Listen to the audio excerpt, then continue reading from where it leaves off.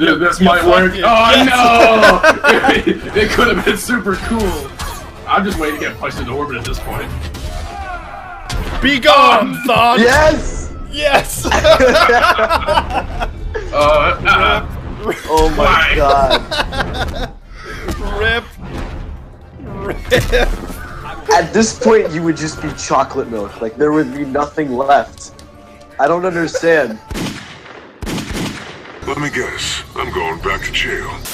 Welcome to Injustice 2, the obvious sequel to the first Injustice that I'm really, really glad that NetherRealm didn't call Outjustice. Or Injusticer. Or Injusticed. It's a fun-filled adventure for the whole family, featuring over 30 different playable characters, even though 90% of the player base is using Flash, aka Barry Allen. This is why we can't have nice things, Barry!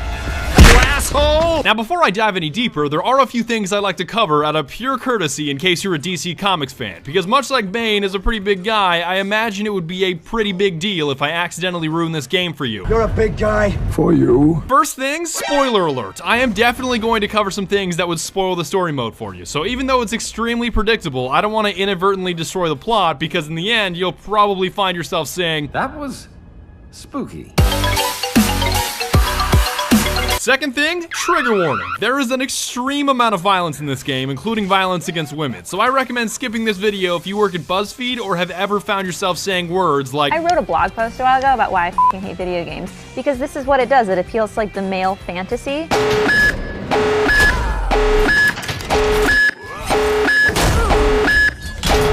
Tactical nuke incoming! Last thing, I'm not here to make fun of your waifu, or your man waifu, or your maifu, so please keep that in mind. Every character in this game has a backstory and tangled plot lines with other characters, like, oh, Superman beat the shit out of his wife while she was pregnant because he thought she was Doomsday due to Scarecrow's fear toxin, and then accidentally nuked Metropolis because of the Joker, and I'm sorry if I'm getting a little bit of detail wrong. So if you really want the entire backstory, just read the comic books, nerd. Enter Injustice 2, where the evil villain happens to be Gorilla Grodd, who aims to take over the world with his ensemble of other baddies called the Society. Today, the world welcomes its new masters. The Society! Well, hold on. The Society? The Society? You mean to tell me that Gorilla Grodd didn't name his evil team the Gorilla Squad? Are you fucking kidding me? But he's not even the final boss, because he's just a pawn for the real Mac Daddy, Brainiac, who plans to destroy Earth after he extracts all of its knowledge. He's basically the final form of Tai Lopez. I collect worlds, preserving their essential knowledge. I value knowledge. Only instead of being in his garage in the Hollywood Hills with his Lamborghini, Brainiac has a giant floating skull ship with next-gen shields and an endless supply of drones that he calls betas, though I like to think of them as 50% Scorpion from Mortal Kombat. Get over here! And 50% Slurm vending machines from Futurama. I've got a big, big thirst for human blood!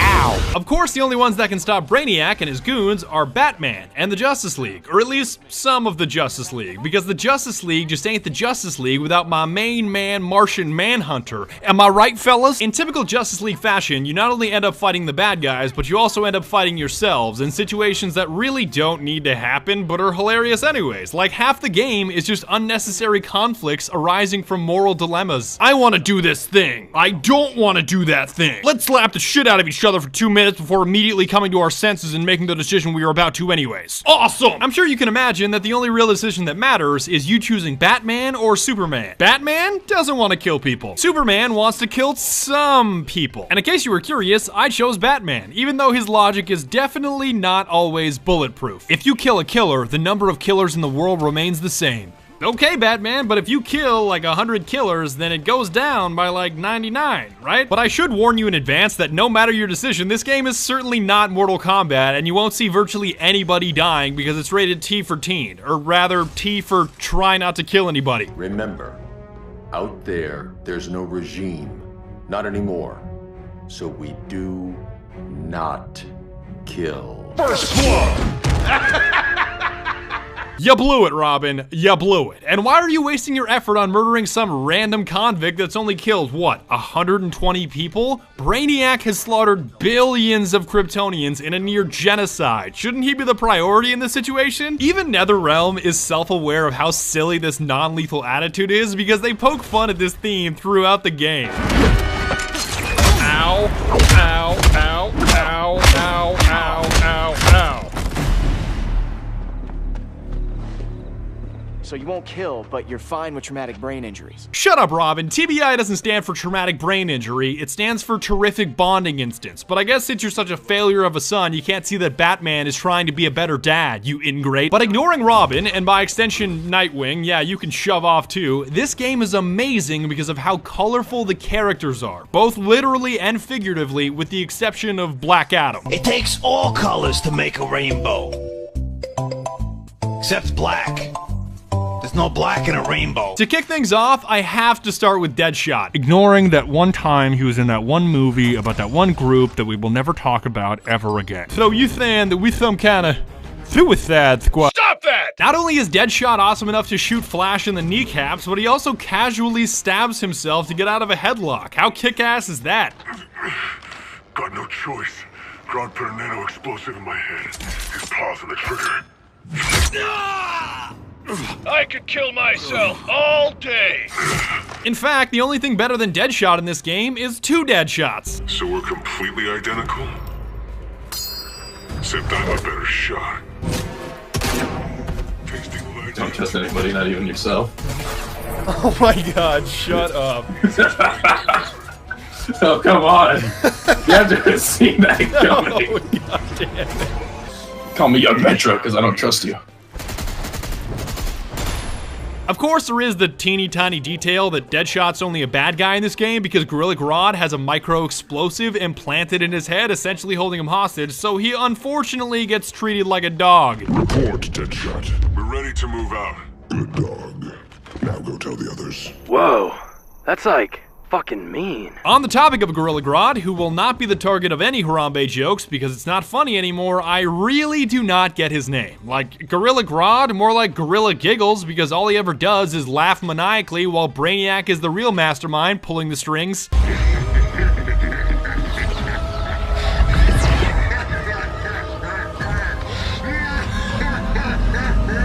But at least he gets made fun of by Green Arrow a bunch of times, who has the best one-liners in the whole game. Now where's that damn dirty ape? His roasts against Grodd are hilarious, because in the wrong context, they can be perceived as horribly racist, but because Gorilla Grodd is literally a gorilla, they're not racist at all, and it's perfect. I forgot to bring my banana arrow. Wait, you eat bananas, right? Or is that an offensive stereotype? Atrocitus is the other villain that I can't get enough of because his entire role is just a sideshow that isn't critical to the plot, but he shows up anyways just because Green Lantern is involved, like Brainiac, Batman, Superman. I sleep. Hey, yo, hold up, it's Green Lantern. Real shit. And as you saw during the intro, Green Lantern's super move is just as baller as NetherRealm's decision to make Steve Bloom from Toonami his voice actor. Oh, fuck. If even that isn't enough to convince you to play him, he can not only spawn dump trucks, but he can also become heavy weapons guy.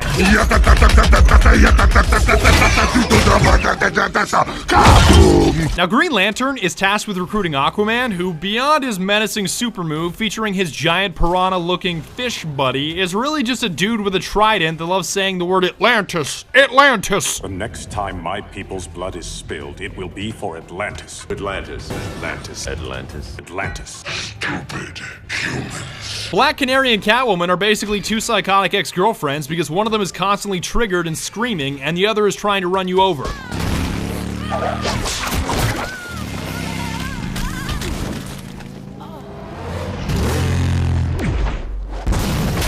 And for the record, if Catwoman ever faces another Catwoman, the Catwoman wearing the least amount of clothing always wins. Catwoman wins. In case you were curious like I was, in the months before release, Flash does have such superhuman speed that he can go back in time. Fast as fuck, boy. I don't think you have any idea how fast I really am. I'm fast as fuck, boy!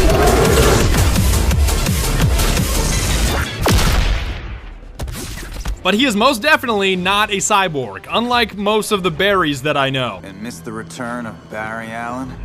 Yes, Barry. Hi. However, Cyborg is in the game, who ends up fighting a cyborg that came out of Cyborg as a subroutine, so if you're not confused yet, I'm pretty sure there's some sort of animosity between Flash, Reverse Flash, Cyborg, and Poison Ivy is sprinkled in there somewhere. It seems like Poison Ivy is only included in this game to direct dick jokes towards Cyborg, but he ends up demolishing her with his giant cyborg fists anyway, so it's cool. It won't bring back what you lost, especially below the waist.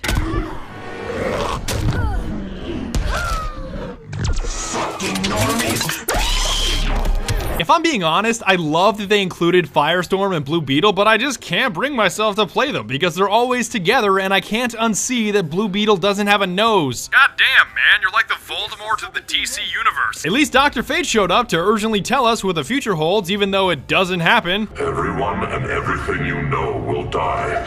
Captain Cold is essentially what would happen if Buck from Rainbow Six became a superhero. That knee ain't healing super fast at absolute zero. Wait, doesn't icing injuries reduce inflammation and dull pain? Why are you freezing his knee after DEADSHOT shot him? Isn't that counterproductive? Cheetah purely exists to button mash and spam that stupid purple laser. Why are they so afraid of us?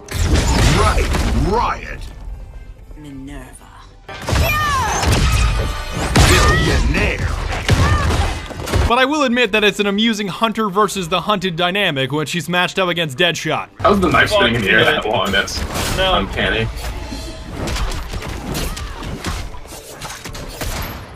Wow, this is animal cruelty. I'm calling John Cena. No, you fucking threw a gazelle on top of me. Talk about animal cruelty, you asshole. I'm definitely triggered that Wonder Woman happens to be the one to defeat a villain as perfect as Scarecrow because I hate Wonder Bread. But maybe he didn't die because the amount of blood shown during his death scene looks like he just accidentally sat on a few ketchup packets. He's way better earlier in the game when he clashes with Harley, who unsurprisingly is extremely well done, especially her super move.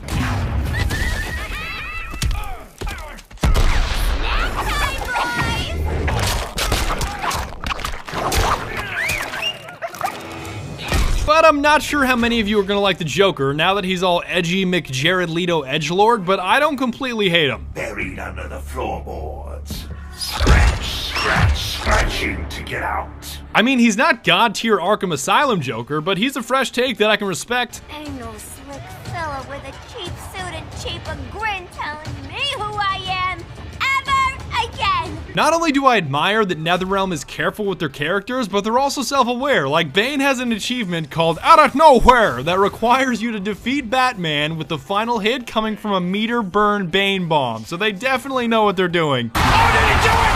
Did he get it? Oh my god! You're coming an RKO in midair! An RKO in midair!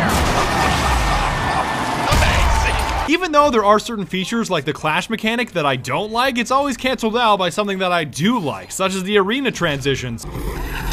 Yeah, you got the no, there's the transition. There he goes.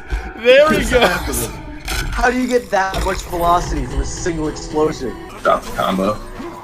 Ooh. Yes. Oh, I got it. I got me, got it. I got me, got it. And then Black Manta smacks the fuck out of me. Oh. Here we go. You know you can press B, right? Press B, you nerd. Oh my god! There he goes. I just got kicked flipped into space. Can you not? The fact that the maps can be interacted with at all impresses me, especially the fact that you can outright throw people at your opponent.